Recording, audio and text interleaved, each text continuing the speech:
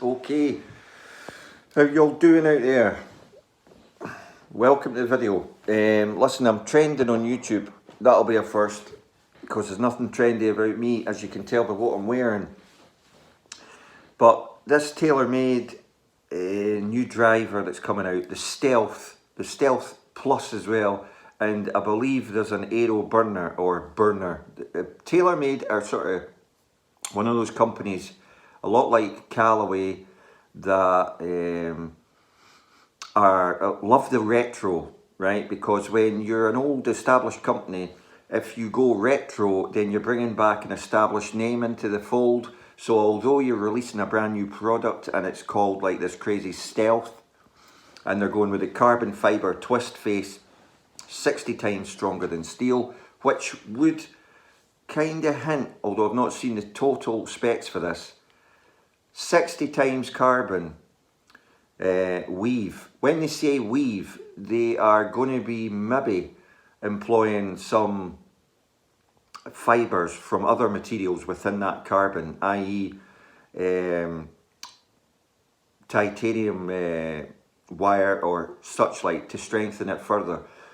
I'm guessing that they've researched this fully, and like I said in the first video that we did, it'll be technology that's already available, F1 thereabouts. It always translates over. You might remember back in the day, Callaway used an F1 company to design and build one of their carbon fiber drivers, which became a very big success. Now, disclaimer here on this video, we are talking about golf and technology.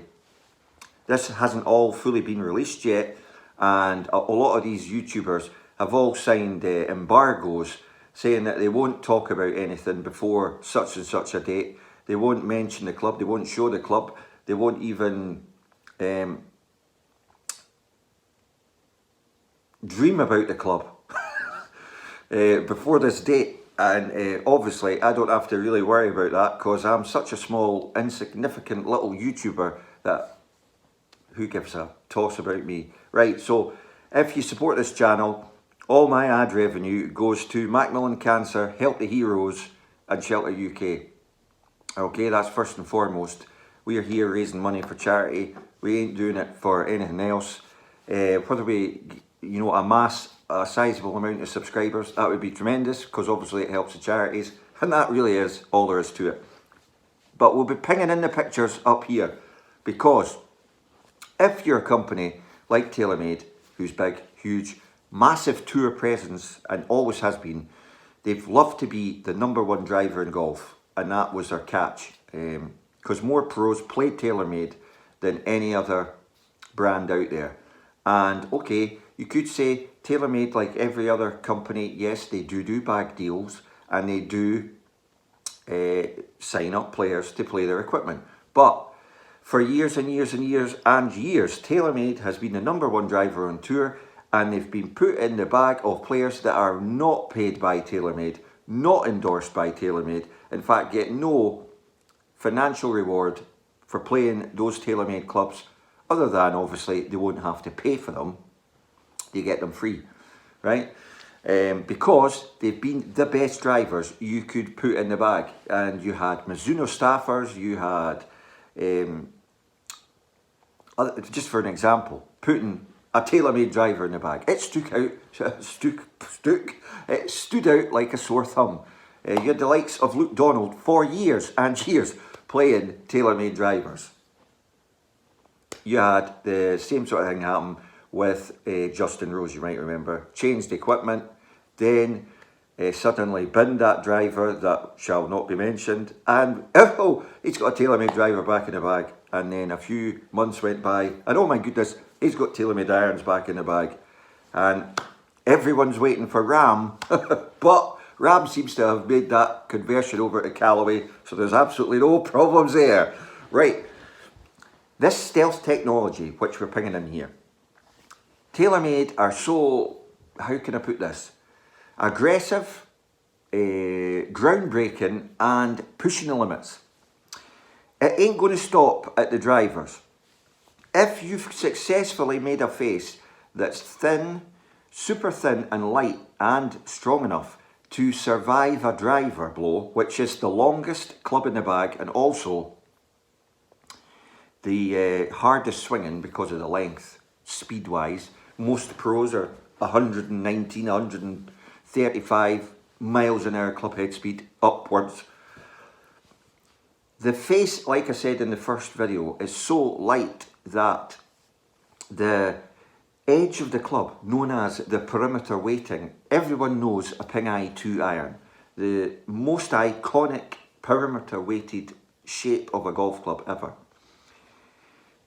Even if you took that iron right now and just cut the face out and then put a carbon fibre face onto that golf club, it would times 10 the perimeter weighting of that club, because you've just taken all that weight from the face, it's gone, and you've imparted all this extra weight round the club, with basically making it almost like the ball's hitting nothing. That's the effect it would have. So the gear effect, the twist effect, everything is multiplied by a huge amount. This is like the MOI of physics that manufacturers have been chasing for years. This is where TaylorMade have done something that no other manufacturer has attempted to do. Sure, there's been carbon fibre faced golf clubs. Yonex have made irons, but there's always been steel at the back of them. It's never been, I think they made one iron, but it was exceptionally thick carbon fibre. We're talking TaylorMade got it down to like super thin. Also, the woods that were made by Yonex and Callaway, they may have had a slight, and I mean 50 pence piece cavity in the back of them. The majority of that club, both of those clubs, it was solid carbon fibre in a resin mass, almost the same as a persimmon driver back in the day. Now, even persimmon drivers back in the day looked like a solid lump of wood, but they had a cutout in the face for a plastic insert, and then in the head itself, under the sole plate, when you took that off, it was hollowed out, so that either the pro or the builder could either put soldered lead in round the head, or drill the head and put lead in. So this adjustable weighting thing's nothing new, but the whole thinness of this face is, and where this will lead TaylorMade, they will push the ultimate boundaries here. Stick with me, we're going to put some photos in here. Irons, especially the long irons, we're talking hybrids, we're talking driving irons. Imagine that channel round the face, a 360-degree halo or ring that's heavy, then a pushed back hollow middle, which is light, and then a trailing edge, which is maybe a tungsten weight. With this carbon fibre weave face, which basically is the weight. It's, if you had a titanium piece here and this carbon here, boom, it's like a feather, but it's got the strength of 60 times its weight. I mean, it's phenomenal. You put that in an iron, and a long iron, you're getting an MOI that is unachievable with any other materials in golf today. The only thing that we're all waiting on, and someone said, well, I think it was myself and someone else in the comments, we all watched Tiger playing with Charlie in the US tournament, and they were unlucky. They finished second. What a run they had. They played outstanding, and that Charlie's worth watching. I've spoke about him with the range and what he does. It sounded like a wet kipper. The sound of that driver was like a... I mean, Tiger hitting the ball, all right, he wasn't flat out, but it was...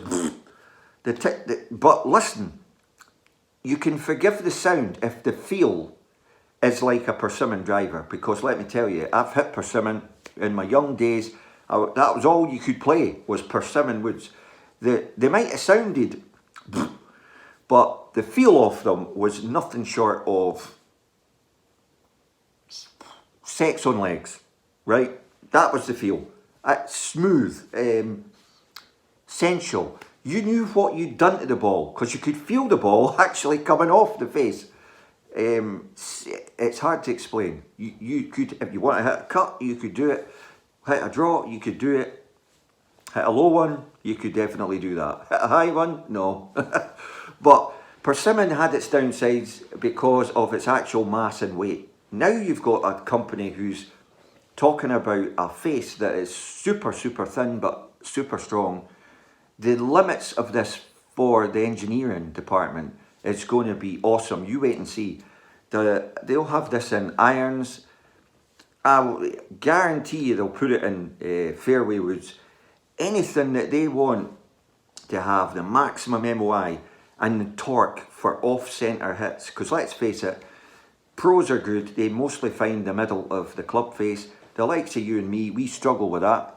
If you miss-hit the middle of the club face, you get twist and torque.